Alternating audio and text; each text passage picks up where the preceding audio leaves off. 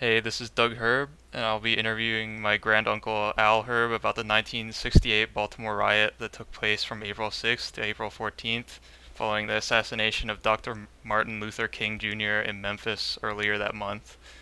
Uncle Al was in the Maryland National Guard at the time. So, what unit or whatever you would call it were you in the National Guard? 29th Infantry Division out of Towson Brigade headquarters. All right, and We how actually had our unit was actually stationed at that time at the old armory on Howard Street, which is now part of Maryland General Hospital, I believe. how old were you at the time, and how long had you been with the Guard? Probably 4 or 5 years in the Guard. I was about 22, 23. And when were you called in? Do you remember? Uh, we were at a dance in Elk Ridge, and they began announcing over the microphone that National Guardsmen were being called. I somewhat had a suspicion of what it was about, so I decided to enjoy the rest of the evening and sleep in the next morning before I finally answered the phone. And then we're told to bring a change of underwear and clothes because they may be spending the night. We ended up spending a week or more. Yeah. Um, Once you were there, what was your role in keeping order in the city? Personally, I was in charge of the radio network for the units that reported to brigade headquarters. I also manned the phone, the helpline for citizens were calling in with requests for help. I relayed that information to the subordinate units around the city for action. So they had guard units stationed throughout the city, and they would deploy them based on need. That is correct. And it actually was twofold. It was not only to prevent the civil unrest that was taking place in the black community, but there were problems with white citizens wanting to go into the black neighborhoods for retaliation. So we had to prevent activity from both sides. I had read about that in my research on the topic. So that was fairly, like, that was, did that happen from the beginning? Was that towards the end of the riot? Well, it was only about a week long, so it was pretty much. Um, I think Washington, D.C. started the day before, maybe the 5th of April. Nothing broke out until the 6th of April, I believe it was in Baltimore. And it was mostly property destruction. The belief was that some people, white people, murdered Martin Luther King, and there were some black people who felt as though they needed to retaliate. Unfortunately, the people that retaliated too were the same people that were providing them local services in the way of food, groceries, dry cleaners, that sort of a thing. So when they broke into these businesses, they didn't take food home to eat. They started throwing it at cars. When they set the cleaners on fire, they didn't just put that cleaner out of business, they burned up their own clothes. But there was just no common sense being used by a lot of angry people.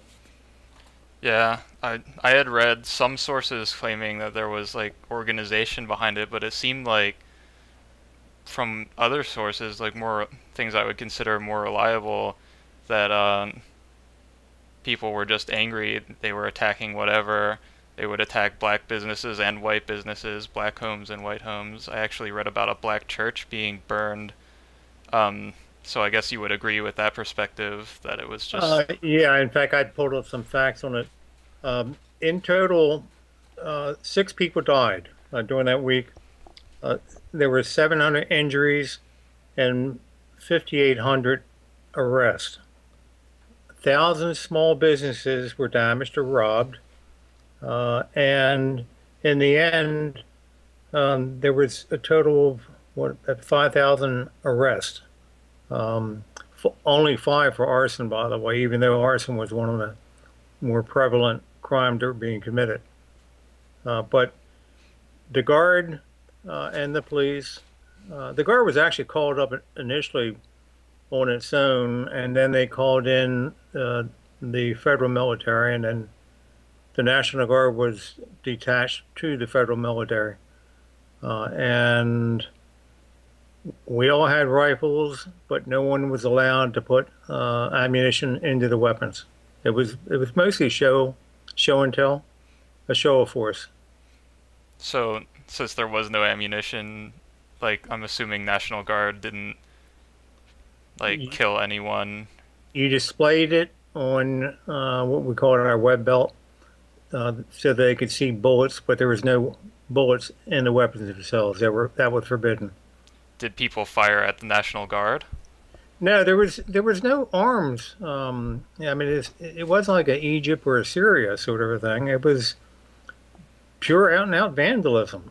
If they saw National Guard or police, nothing happened. As an example, uh, the big department stores in Howard Street, Hochul Cone, and so on, they stationed a Pinkerton individual at every door to the building that displayed uh, a weapon. And he just sat there and just stared out. And the people came by, they walked by, and there were other businesses that would offer free coffee and soda to all police, National Guard, 24 hours a day, and they got by scot-free. People just avoided them because there were too many law enforcement people around that time. And yet there are other people that are just kind of out all by themselves. And I took calls and people saying that there's a crowd forming outside my business, and they finally called back and said that their place was on fire.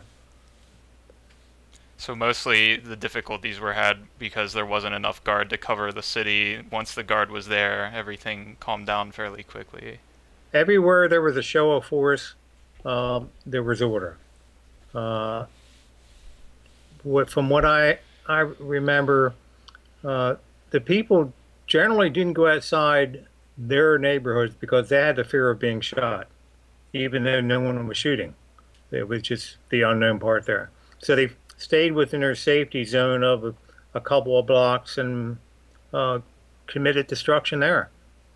Now, North Avenue, and but what used to be near where I don't know if it's still there now. There was a Sears department store. That's about a four-lane road with an Let me island in know the when middle it hits me. separating it, and from curb to curb, it was nothing but shattered glass. It looked like a riot had committed there. All right. So, People just enjoyed breaking glass. so just out and out violence for anger's sake, basically. Yes, there was no. I didn't see any organized effort to do anything other than show your anger. Between the white counter rioters and the black rioters, was there ever any clash, or did you always pretty much stop that before it Pretty happened? much stopped it. We brought in more people than they were, and we had again the show of arms, and it was the unknown. Did we have bullets? Didn't we have bullets? Would we shoot? Would we not shoot? And then you had, they mixed in with all that. There were people that broke store and wanted to steal TVs simply because they wanted to steal a free TV. It had nothing to do with their anger. They probably would have done it had Martin Luther King not been shot, given the opportunity. Yeah. All right. So, running a little low on time. So, do you have any closing thoughts or comments to make about your experience? Um, the whole thing was stupid. I mean, Yeah. if you liken it to the assassination of the Kennedy down in Texas, after that, following that, people mourned. Following this, and I think that was brought up by the governor, Spiro Agnew, at the time. At the end of the week, when things calmed down, the black leaders were scolded because they did little to attempt to quell the riots and the unrest. They just sat back. Whether they fanned the flames, I don't remember, but they did nothing to try and quell the unrest. And Spiro Agnew called all the men, the NAACP, whatever existed back then, essentially lectured them. And coincidentally, Richard Nixon was putting together a team to run for president at the time. And because of the news coverage that What's the Spiro time? Agnew, the lowly governor of Maryland, got, he was selected to be the running mate. Hmm. Well, thank you for your time.